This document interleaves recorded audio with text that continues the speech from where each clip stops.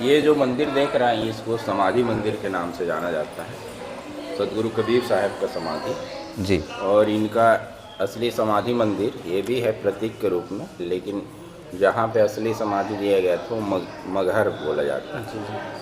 गोरखपुर से 25 किलोमीटर लगभग दूर है। जी। यहाँ से लगभग 225 किलोमीटर दूर है। जी। कबीर साहब यहाँ से वहाँ दो कारण से गए थे। पहला कारण ये था कि काशी मरणम मुक्ति, जो काशी में मरता है वही मुक्त होता है। तो कबीर साहब बहुत तार्किक व्यक्ति थे, ऐसे भी किसी चीज़ को मान नहीं लेते थे। कबीर साहब का कहना ये था कि जो जिंदगी भर अच्छा काम करता है, भजन करता है, सेवा करता है, भगवान का दिन रात पूजा पाठ करता है, वो यहाँ मरे चाहे कहीं और मरे, उनके लिए तो भगवान क्या है, सबको एक समान मानते हैं। हम कर्म के आधार पर जो हमको पाप पुण्य का जो है दिया गया है तो कर्म के आधार पे कबीर साहब बोलते हैं जो जैसा करेगा उसको वैसा मिलेगा, जो करेगा सो भरेगा, तू क्यों हो तू दास। कबीर साहब का ये दोहा भी है बहुत फेमस।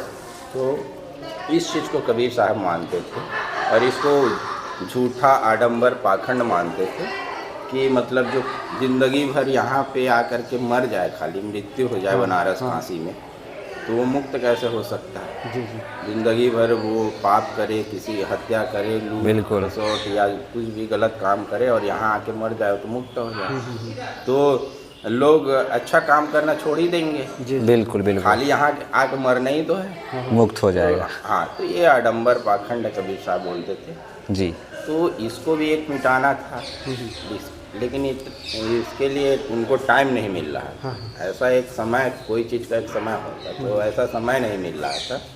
और दूसरा ये था कि बताया जाता है कि बगल में गोरखपुर है, तो वहाँ पे गोरखनाथ, आदि गोरखनाथ थे, तो उसके बाद जो गोरखपंथ चला है, तो वहाँ क्या करते थे, साधना करते थे गोरखपंथी लोग।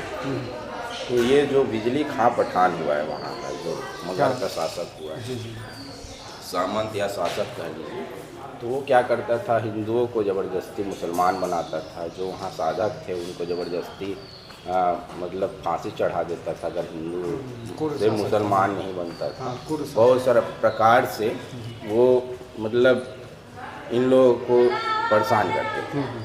तो एक बहुत पहुँचे हुए कोई संत थे, तो उन्होंने श्राप दे दिया था कि जाओ तुम्हारे राज्य में बारिश नहीं होगा। तो बहुत साल बारिश ही नहीं होता है, 4-5 साल बीत जा रहता है, क्योंकि पहले आजीविका का साधन खेती किसानी थी, कृषि थी। तो जिससे वो बहुत परेशान हो गया राजा, वहाँ के लोग मरने लगे, कुपोषण के उसमें आने लगे। तो ये सब देख करके जो बिजली खां पठान रहता है वो परेशान हो करके सबसे उनके जो काजी जो रहते हैं गुरु, मुसलमान गुरु, सबसे बात करते हैं तो कुछ भी नहीं हो सकता था। तो कोई उनको सजेस्ट करता है कि कबीर काशी में रहते हैं, बहुत ही पहुँचे हुए संत हैं, महापुरुष हैं, उनसे जाकर मिलिए तो आपका कुछ समाधान हो सकता है। ये सोच कर फिर यहाँ तक काशी आते हैं बिजली खां पठान और कबीर साहब से निवेदन करते हैं कि ऐसा ऐसी बात है। तो कबीर साहब बोलते क्या कर सकता हूँ, तो बोले कि आप तो महापुरुष आप ही बताइए। तो बोले कि चलो चलता हूँ मैं तुम्हारे साथ वहाँ, और ऐसे बोलते हैं और जाने के लिए तैयार हो जाते हैं कबीर साहब। तो यहाँ के जो अनुयायी रहते हैं, कबीर साहब के शिष्य रहते हैं, संत लोग रहते हैं, यहाँ का राजा वीरदेव सिंह बघेल जो वो सब मना करते हैं, क्योंकि कबीर साहब का पूरा जीवन काल 120 वर्ष था। तो वो 119 वर्ष 6 महीने के थे, मतलब ख़त्म होने से 6 महीने पहले की बात। तो सब मना करने लगते हैं कि मत जाइए, बहुत दूर है, कैसे जाएंगे। कबीर साहब मानने वाले नहीं थे, अपने मन का करते थे। कबीर साहब अंतर्यामी थे, तो चल दिए थे। उनके साथ एक कारवा जाता है, जैसे कोई नेता जाते हैं उनके साथ पीछे पीछे सब लोग जाते हैं। तो ऐसे ही सब गए, वहाँ पहुँचे तो बताया जाता है कि खूब बारिश होने लगता है। अच्छा, एक पद हाँ मिलता है मगहर आमी कबीर बहाए बिजली खां को तहाँ चिताए। तो इससे पता चलता है कि मगहर नदी जो आप हम जाएंगे वहाँ पे तो जो समाधि मंदिर और मजार है उसके बगल में नदी के रूप में आमी नदी बह रही है। आप देखेंगे, जाइए कभी मौका मिले तो वो उसी समय से बह रहा है, ऐसा बताया जाता है कि कबीर साहब क्योंकि वृद्ध हो चुके थे तो वहीं पे कबीर साहब रहने लगे और भजन भी करते थे, वहीं पे लोगों को चेताते थे। और जो बिजली खां पठान वो भी शिष्य बन जा रहा था कबीर साहब का और फिर रहने लगते हैं। तो एक समय ऐसा आता है कि उनको लगता है कि मुझे इस संसार से अब जाना है। सबको बुला करके ये बताते हैं, जो भी उनके शिष्य रहते हैं, संत रहते हैं, दोनों राजा रहते हैं, और ऐसा बोल करके वो जहाँ कबीर गुफा करके हैं वहाँ वो चले गए, जहाँ पे वो साधना करते जहाँ रहते थे। तो ये लोग आपस में बातें होने लगती है। हिंदू बोलते हैं इनका शरीर तो अब जब नहीं रहेंगे तो जलाया जाएगा।